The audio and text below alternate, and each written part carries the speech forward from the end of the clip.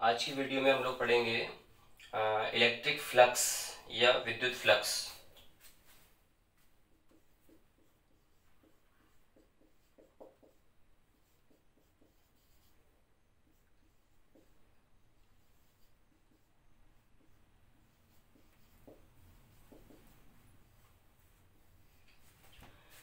विद्युत फ्लक्स क्या है? जैसे अगर कोई सरफेस है, कोई पृष्ठ है और वो विद्युत क्षेत्र में रखा हुआ है तो उसमें से विद्युत की बल रेखाएं निकलती हैं। जो इलेक्ट्रिक लाइंस ऑफ फोर्स हैं they will pass through the surface. तो हमको ये देखना है कि सरफेस में से इसके नॉर्मल की डायरेक्शन में कितनी विद्युत बल रेखाएं, कितनी इलेक्ट्रिक लाइंस ऑफ फोर्स इसमें से पास होती हैं नॉर्मली, यानी अभिलंबवत रूप से इसमें से कितनी बल रेखाएं निकल रही हैं, उन सबकी कुल संख्या को बोलते हैं हम लोग विद्युत फ्लक्स। तो विद्युत फ्लक्स को हम लोग शो करते हैं फाई से, फाई ई से। और उसको कैसे फाइंड करते हैं? तो उसके लिए हमको जो भी इलेक्ट्रिक फील्ड है, जो विद्युत क्षेत्र है और जो भी पृष्ठ सरफेस है, जैसे उसका क्षेत्रफल ए है, तो इस फॉर्मूले से हम फाइंड करते हैं विद्युत क्षेत्र की तीव्रता और पृष्ठ का जो क्षेत्रफल है उसके अदिश गुणन से हमको फ्लक्स मिलता है। मतलब उसके डॉट प्रोडक्ट से, उसके स्केलर प्रोडक्ट से हमको फ्लक्स मिलता है। तो यहाँ पर हम देख रहे हैं कि जितनी भी लाइंस थी they are all passing normally through the surface, but if the lines are not passing in the normal direction, then what will be the flux? Suppose this is a very small surface area, ये बहुत छोटा surface area है और इसका जो normally अभिलंब है वो इधर है। और आप लोग पता होगा कि जो पृष्ठ का क्षेत्रफल होता है उस क्षेत्रफल की जो दिशा होती है वो अभिलंब की दिशा में होती है, नॉर्मल की डायरेक्शन में होती है। तो मैं यहाँ पर लिख रहा हूँ ds। इसमें ds का मतलब है इसका क्षेत्रफल। ये जो बहुत छोटा सा सरफेस है, वेरी स्मॉल सरफेस है, उसका एरिया भी बहुत स्मॉल है, तो उसको हम लिख रहे हैं ds। और उसकी डायरेक्शन किधर रहती है? हमेशा नॉर्मल की डायरेक्शन में, हमेशा अभिलंबवत रहती है। और विद्युत की जो बल रेखाएं हैं, मान लो कि विद्युत की बल रेखाएं इस तरफ जा रही हैं, जो इलेक्ट्रिक लाइंस ऑफ फोर्स है उसमें से ऐसे इधर पास हो रही हैं, इस तरह से निकल रही हैं, और इनका जो एंगल है नॉर्मल के साथ में वो थीटा एंगल है। तो ऐसी स्थिति में इसमें से जो फ्लक्स निकलता होगा, जो इलेक्ट्रिक फ्लक्स इसमें से पास होगा, उस इलेक्ट्रिक फ्लक्स को हम बोलेंगे डी फाई ई। इसमें डी फाई ई इसलिए यूज कर रहे हैं क्योंकि जो क्षेत्रफल है, जो एरिया है वो बहुत छोटा है और छोटे एरिया में से जो फ्लक्स पास होगा वो बहुत छोटा होगा, इसलिए डी फाई ई लिखा हुआ है। और यहाँ पर हम लिख सकते हैं ई डॉट डी एस। जैसे अपने ई डॉट ए लिखा था वैसे E dot D S. E dot D S का मतलब होता है ई डी एस कॉस थीटा। और यहाँ पर जो थीटा है वो आप देख ही पा रहे हैं, कहाँ पर दिख रहा है आपको? ये नॉर्मल की जो डायरेक्शन है और विद्युत क्षेत्र की, इलेक्ट्रिक फील्ड की जो डायरेक्शन है, उनके बीच का जो एंगल है उसको हम थीटा बोल रहे हैं। तो इस तरह से हम इलेक्ट्रिक फ्लक्स फाइंड कर सकते हैं। अगर ये इलेक्ट्रिक लाइंस जो हैं वो नॉर्मली निकलती हैं, अभिलंबवत निकल रही हैं, मतलब जैसे आपको यहाँ दिखाया था ऐसे निकल रही हैं, तो जो नॉर्मल की डायरेक्शन है वो ऊपर की तरफ रहेगी, इलेक्ट्रिक फील्ड भी ऊपर की तरफ है। इसका मतलब दोनों के बीच का जो एंगल है वो कितना हो जाएगा? 0 डिग्री हो जाएगा।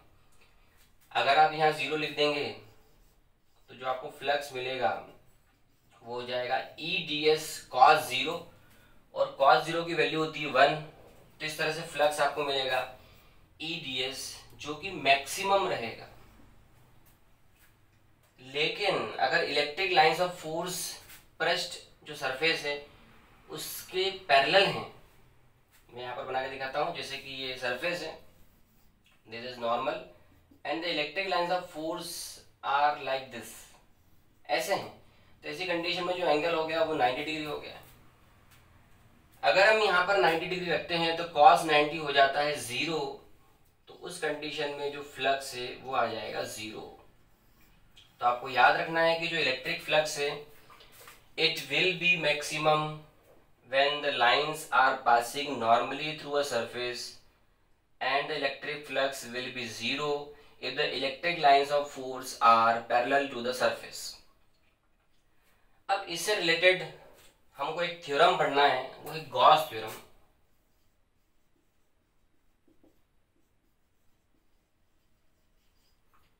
गॉस की प्रमेय।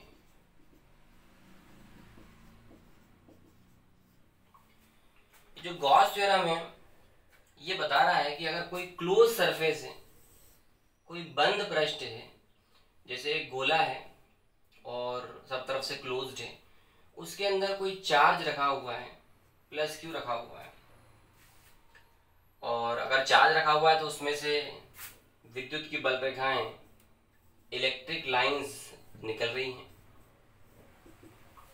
और जब ये इलेक्ट्रिक लाइंस किसी सरफेस में से निकलेंगी तो हम बोलेंगे कि फ्लक्स निकल रहा है। कितना फ्लक्स निकल रहा है, तो अभी इस कंडीशन में फ्लक्स हम फाइंड कर सकते हैं, तो उसके लिए फॉर्मूला है D phi equals to E D S cos theta. इस मेथड से अपन कर सकते हैं। लेकिन गॉस ने हमको बताया कि इस पूरे क्लोज सरफेस में से जो फ्लक्स निकलता है वो होता है phi E equals to Q over epsilon naught. ये फॉर्मूला है फ्लक्स निकालने का।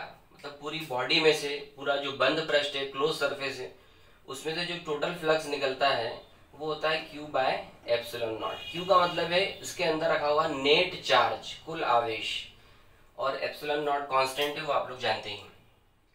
इसका मैं एक एग्जांपल लेता हूँ। जैसे आपसे बोला कि ये क्लोज सरफेस है and it contains a unit positive charge, so what is the flux passing through the surface. तो बहुत इजी हो गया, फाई ई इक्वल्स टू हम क्या लिखेंगे 1 बाय एप्सिलॉन नॉट, क्योंकि चार्ज 1 है तो 1 बाय एप्सिलॉन नॉट ये हो जाएगा एप्सिलॉन नॉट पावर -1। तो ऐसे क्वेश्चंस एग्जाम में आ सकते हैं और आते भी रहते हैं कि 1 चार्ज रखा है तो कितना लाइंस, अगर ये पूछे कितनी लाइंस निकलेंगे तब भी आपको ये लिख देना है एप्सिलॉन पावर -1। तो ऐसे गॉस थ्योरम का यूज हम अलग अलग केसेस में करते हैं। गॉस थ्योरम के कुछ एप्लीकेशंस हैं। जैसे एग्जांपल के लिए आपसे बोला कि एक लाइन चार्ज है, ऐसा एक लाइन जैसा कोई ऑब्जेक्ट है, जैसे वायर है, और उसको आपने आवेश दिया हुआ है, चार्ज किया हुआ है, और उसके ऊपर चार्ज यूनिफॉर्मली फैला हुआ है, एक जैसा फैला हुआ है, और हमको ये पता लगाना है कि उससे r डिस्टेंस पर, r दूरी पर यहाँ पर इलेक्ट्रिक फील्ड कितनी है ना। कोई लाइन चार्ज है, उसकी लेंथ इनफाइनाइट है, तो हम ये मानते हैं कि ये जो लाइन चार्ज है इसके ऊपर जो चार्ज है वो इस तरह से फैला हुआ है कि इसकी L लेंथ के ऊपर Q चार्ज है। मान लो L लेंथ इतनी है और इतनी लेंथ के ऊपर चार्ज कितना है, Q है। तो L लेंथ के ऊपर अगर Q चार्ज है तो 1 लेंथ के ऊपर कितना होगा, 1 लेंथ के ऊपर हो जाएगा Q बाय L। 1 लेंथ यानी यूनिट लेंथ, यूनिट लेंथ के ऊपर जितना भी चार्ज होता है उसको बोलते हैं हम लाइन चार्ज डेंसिटी,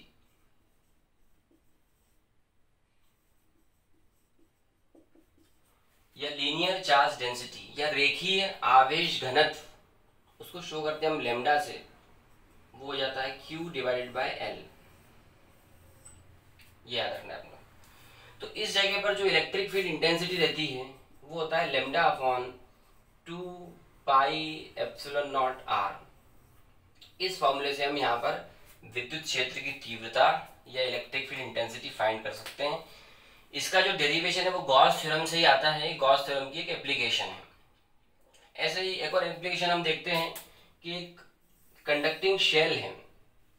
शेल का मतलब होता है खोखला गोला है, कंडक्टिंग शेल है, और ये चालक है, मतलब मेटल का है। इसके ऊपर हमने चार्ज यानी आवेश दिया हुआ है। इस गोले के ऊपर जो चार्ज है वो प्लस Q है। इस गोले की जो त्रिज्या या रेडियस है वो r है। हमको ये पता लगाना है कि इससे बाहर यहाँ पर पॉइंट P है, स्मॉल r दूरी पर पॉइंट P है, तो वहां पर विद्युत क्षेत्र की तीव्रता या इंटेंसिटी ऑफ इलेक्ट्रिक फील्ड कितनी है। तो आपको उसके लिए फॉर्मूला याद रखना है, E इक्वल्स टू है 1 by 4 pi epsilon naught Q by r square. पहले भी हमने पढ़ा हुआ है। तो ये फॉर्मूला देख के हमको ऐसा लगता है जैसे कि सारा जितना भी आवेश, जितना भी चार्ज है वो इसके सेंटर पे, इसके केंद्र पे रखा हुआ है, क्योंकि अगर सेंटर पे होता तो फॉर्मूला हम लिखते तो ऐसे ही आता। अगर हमसे पूछते हैं कि इसके सरफेस पर, इसके पृष्ठ पर कितना है, सरफेस के लिए ES कर देता हूं मैं सरफेस के लिए, 1/4πε0, फिर चार्ज है Q। यहां से यहां तक का डिस्टेंस लेना है हमको और वो डिस्टेंस कैपिटल R है, तो वो हो जाएगा कैपिटल R²। तो this is the electric field on the surface of spherical conducting shell. अगर हमसे पूछते हैं कि अंदर यहां पर एक पॉइंट है x डिस्टेंस पर, तो उस पर कितना इंटेंसिटी रहेगी, तीव्रता कितनी रहेगी, तो आप लोग देखेंगे कि जो चार्ज या आवेश है वो हमेशा बाह्य पृष्ठ पर, एक्सटर्नल सरफेस पर ही रहता है। अंदर कोई चार्ज या अंदर कोई आवेश नहीं है, इसलिए अंदर विद्युत क्षेत्र की तीव्रता शून्य रहती है। इलेक्ट्रिक फील्ड जो रहेगी it is always zero inside the conductor.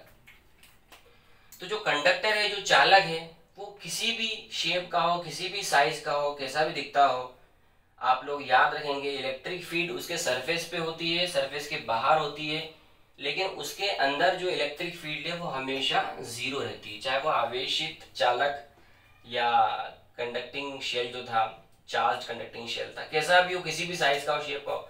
हाँ, अगर ये शेल नहीं होता, सॉलिड होता, ठोस होता, उस कंडीशन में भी अंदर जो इलेक्ट्रिक फील्ड है आपको जीरो ही लिखना है, क्योंकि चाहे वो ठोस हो या हॉलो हो, मतलब खोखला हो, दोनों ही कंडीशन में आवेश या चार्ज जो रहता है वो केवल उसके सरफेस पर ही रहता है, अंदर कोई आवेश या चार्ज उस पर नहीं आता है।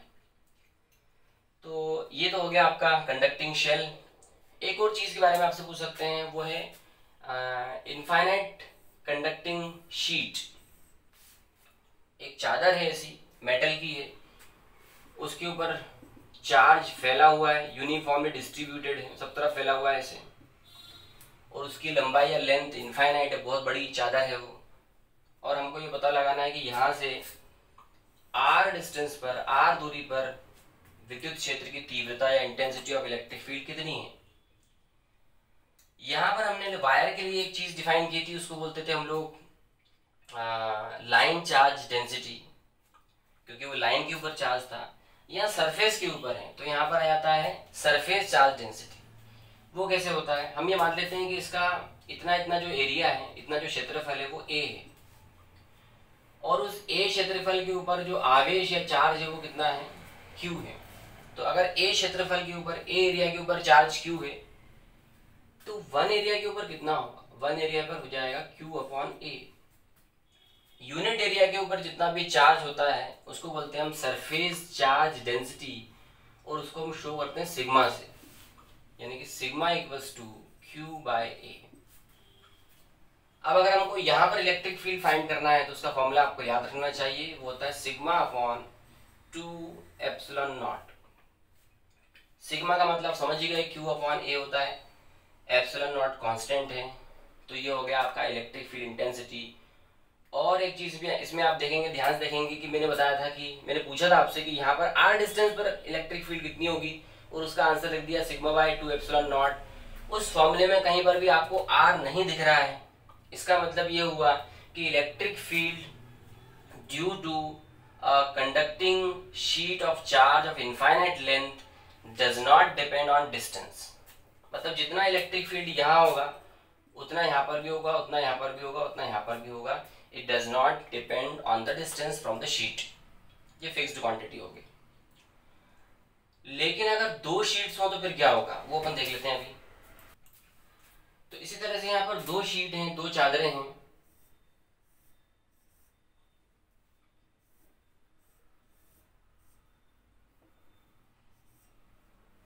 A और B। इसको कुछ आवेश या चार्ज दिया हुआ है, इस पर भी कुछ आवेश या चार्ज फैला हुआ है। इस पर जो सरफेस चार्ज डेंसिटी है वो सिग्मा A है, इस पर सरफेस चार्ज डेंसिटी है सिग्मा B, है ना। आवेश का पृष्ठ घनत्व इसका सिग्मा A है और इस पर है सिग्मा B। हमको ये पता लगाना है कि यहाँ पर इंटेंसिटी कितनी है, विद्युत क्षेत्र की तीव्रता यहाँ पर कितनी है, यहाँ पर कितनी है, यहाँ पर कितनी है। 3 पॉइंट है हमारे पास में। पहले यहाँ निकालते तीव्रता कितनी है, और फॉर्मूला हमारा ये वाला है σ/2ε0। इस शीट की वजह से यहाँ पर इंटेंसिटी निकालेंगे, और ये जो शीट है उस पर surface charge density sigma A है, तो यहाँ पर जो तीव्रता आ जाएगी वो आ जाएगी σA/2 अपॉन 2 एप्सिलॉन नॉट। इसमें दिशा या डायरेक्शन की बहुत इंपॉर्टेंस है, क्योंकि हमारा जो इलेक्ट्रिक फील्ड इंटेंसिटी है वो वेक्टर क्वांटिटी है। तो आप लोग क्या करेंगे, ये मानेंगे कि इस तरफ अगर इंटेंसिटी आती है तो वो नेगेटिव है और इस तरफ अगर आती है तो वो पॉजिटिव है। तो ये जो हमारी शीट है इसकी वजह से जब यहाँ इंटेंसिटी फाइंड करेंगे तो उसकी डायरेक्शन इधर आती है, मतलब ये कैसा है, नेगेटिव है। इसी पॉइंट पर जब हम इस वाली शीट की इंटेंसिटी फाइंड करेंगे तो आ जाएगी sigma B upon 2 epsilon naught. अब आप देख सकते हैं कि इस पॉइंट पर अगर इस शीट की इंटेंसिटी निकालते हैं उसकी डायरेक्शन किधर आएगी, तो पॉजिटिव से जो इंटेंसिटी निकलती है वो हमेशा उससे दूर होती है, तो इसकी वजह से जो इंटेंसिटी आएगी वो इस तरफ आएगी। तो शीट ए की जो इंटेंसिटी है वो लेफ्ट साइड में है, शीट बी की जो इंटेंसिटी है वो भी लेफ्ट साइड में है, इसका मतलब ये वाला भी नेगेटिव है। तो टोटल इंटेंसिटी कितनी है, दोनों को हम प्लस कर देते हैं और प्लस करने से हमको रिजल्ट मिल जाएगा E equals to minus common हो जाएगा sigma A plus sigma B divided by 2 epsilon naught. अब यहां देख लेते हैं, सबसे पहले निकालते हैं इस प्लस चार्ज की इंटेंसिटी, तो वो होती है sigma A by 2 epsilon naught. यहां पर निकाल रहे हैं, हमेशा प्लस से दूर की तरफ होती है तो इंटेंसिटी जाएगी इधर, मतलब पॉजिटिव है। इसी पॉइंट पर इसकी इंटेंसिटी निकालेंगे तो आएगी sigma B upon 2 epsilon naught. यहां निकाल रहे हैं तो इस पॉजिटिव से दूर होगी, मतलब इधर लेफ्ट साइड में आएगी, इसका मतलब डायरेक्शन हो जाएगी नेगेटिव। टोटल कितनी हो गई, दोनों को प्लस कर देंगे, प्लस करने पर आपका रिजल्ट आएगा sigma A minus sigma B upon 2 epsilon not.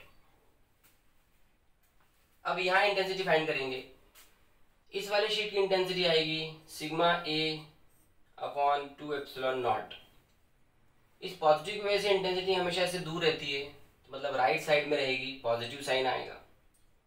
B plate की वजह से यहाँ इंटेंसिटी निकालेंगे, वो आएगा sigma B upon 2 epsilon naught, right side में आएगी, ये भी दोनों ही पॉजिटिव हैं, दोनों को ऐड कर देंगे, हो जाएगा sigma A plus sigma B divided by 2 epsilon naught. तो इस तरह से तीन अलग अलग केस हैं, यहाँ पर इंटेंसिटी है, यहाँ पर भी है और यहाँ पर भी है। बाय द वे क्वेश्चन ऐसा है कि आपको दो शीट्स दी हुई हैं और आपसे बोला है कि दोनों पर जो सरफेस चार्ज डेंसिटी वो सेम है, इक्वल है, दोनों पर सिग्मा ही है। तो बताओ लेफ्ट साइड में कितनी इंटेंसिटी है, सेंटर में कितनी है और राइट साइड में कितनी है।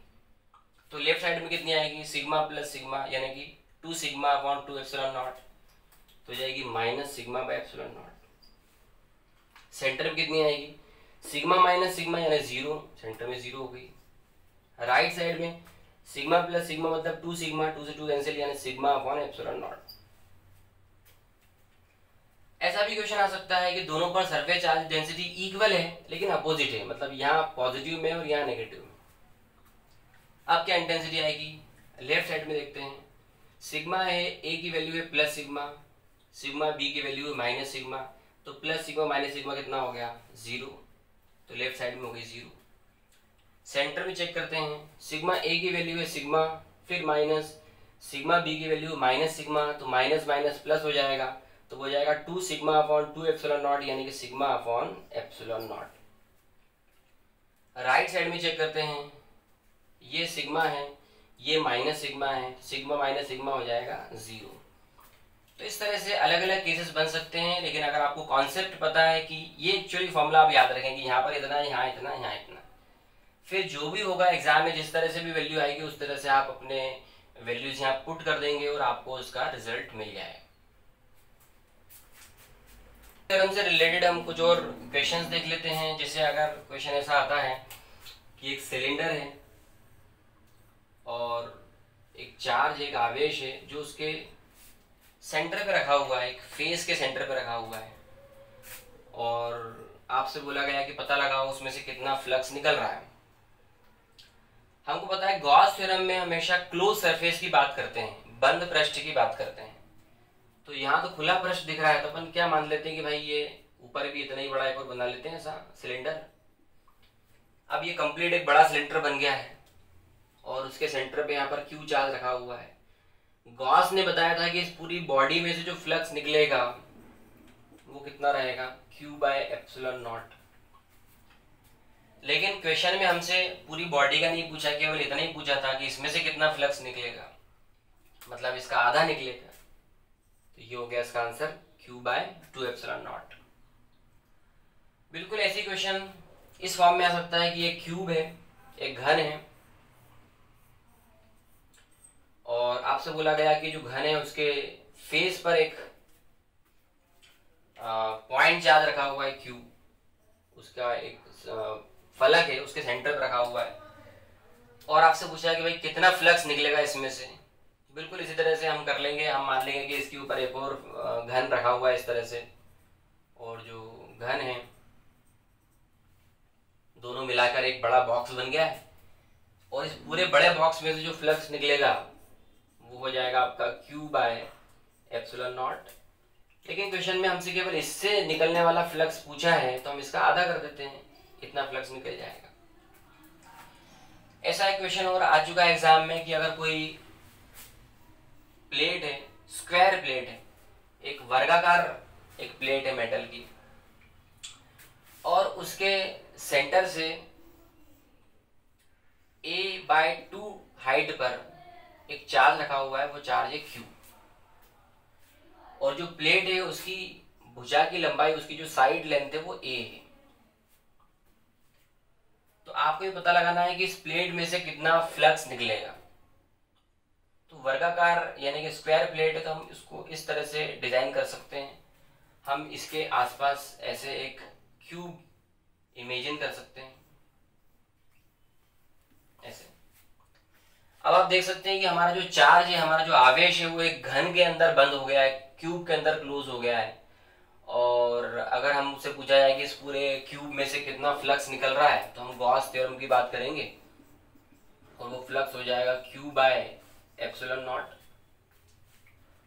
लेकिन क्वेश्चन में हमसे पूछा गया था कि उसके एक फलक से कितना निकलेगा, इसमें से ये एक जो प्लेट थी इसमें से कितना फ्लक्स निकलेगा।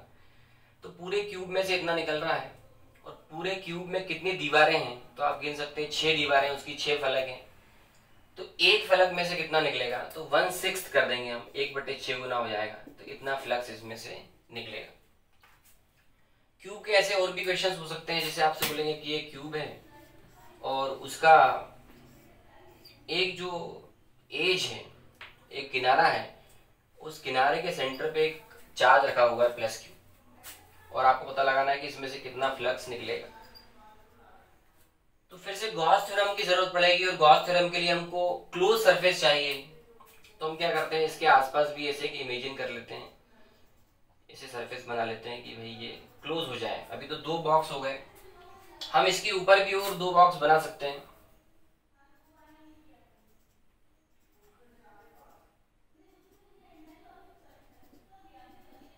ऐसे। तो टोटल जो है 4 बॉक्स हो जाएंगे। इन सारे 4 बॉक्सेस में से जो फ्लक्स निकल रहा है वो है phi Q/ε0। लेकिन हमको तो एक बॉक्स से पता लगाना था, तो phi = Q/4ε0।